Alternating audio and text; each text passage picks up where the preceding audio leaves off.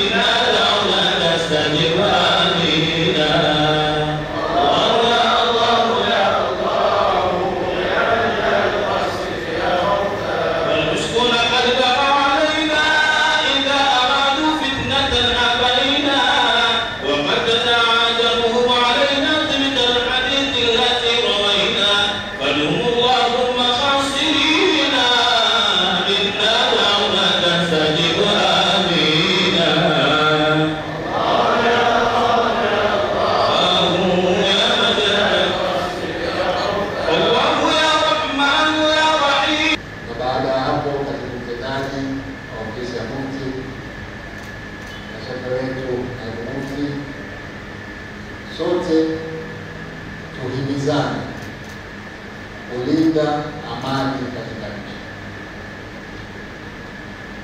Sasa leo nachukua fursa hii kukushukuruni nyote wawili ambao umeamua kwa makusudi kuja hapa kuungana na sisi katika kumuomba Mwenyezi Mungu, kwanza kwa kumshukuru kwamba tulimuomba siku za nyuma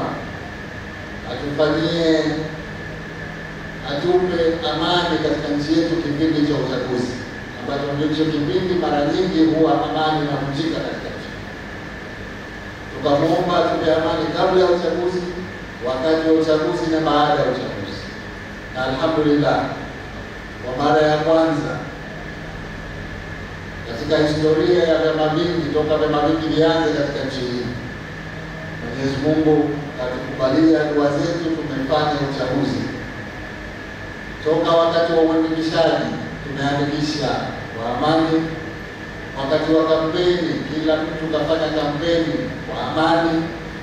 Wakati wa kupiga kura tumepiga kura kwa amani.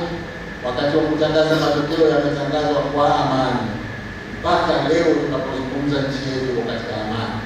Tuna wajibu wa kumshukuru Mwenyezi Mungu. Kwa hivyo leo tuko hapa tumejumuika kwa pamoja, kwanza kutoa shukrani kwa Mwenyezi Mungu kwa hali ambayo tumeipata ndani ya nchi yetu. Nasema alhamdulillah, si jambo dogo hili hata kidogo. Kwa wale wakubwa wenye umri wangu wanaojua kwamba uchaguzi wa kwanza wa vyama vingi ilikuwa mwaka 95 mpaka leo, huu ni uchaguzi wa kwanza ambapo hakuumizwa mtu, hakuguswa mtu, hakusukumwa mtu. Lazima tumshukuru Mungu. Hilo ni jambo kubwa.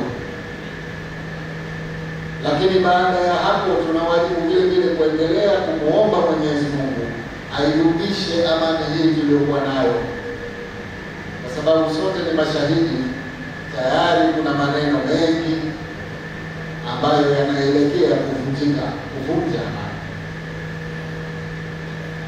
Zamani tulikuwa tunasikia kwa wenzetu wa mbali, nasikia Yemen kuna mapigano, Syria kuna mapigano, Kongo kuna mapigano, Somalia kuna mapigano, Sudani kuna ni nchi ambazo ziko mbali na sisi.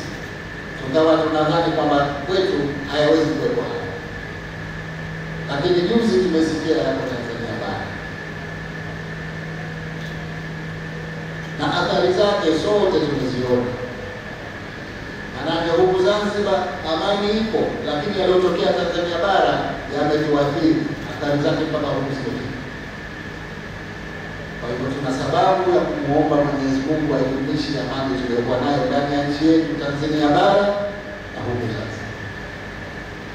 Ndugu zangu, kama nilivyosema awali, nadhani hali tunaiona katika mitandao ya kijamii sasa. Nchi haijatulia kwa maneno ya watu, kwa vitisho. Tunao wajibu wa kurudi kwa Mwenyezi Mungu kumuomba atuondolee kila kila aina ya balaa kwa nchi yetu. Kwa hivyo leo tuko hapa kufanya kazi hiyo. Nichukue fursa hii kwa kumalizia kuwashukuru waandaaji wa shughuli yetu hii, na washukuru kwa dhati ya moyo wangu, sababu jambo hili si dogo walilofanya. Kukumbuka kwamba tulimwomba Mungu akatupa, basi tukamshukuru, jambo kubwa. Lakini vile vile kuwakusanyisha watu wengi kama hivi, kama alivyotuambia shehe wetu hapa, naibu mufti mkuu, kwamba kila mtu ana daraja yake mbele ya Mola wetu. Kwa hivyo kuwakusanyisha watu hapa ni muhimu, kwa sababu huenda ikawa miongoni mwetu hapa kuna mtu dua zake zinazokubaliwa kwa haraka. Kwa hivyo tumefika hapa kwa ajili ya kazi hiyo. Alhamdulillah, niwashukuru vijana wetu waliotuombea dua. Nasema Mwenyezi Mungu aikubali dua yetu inshallah.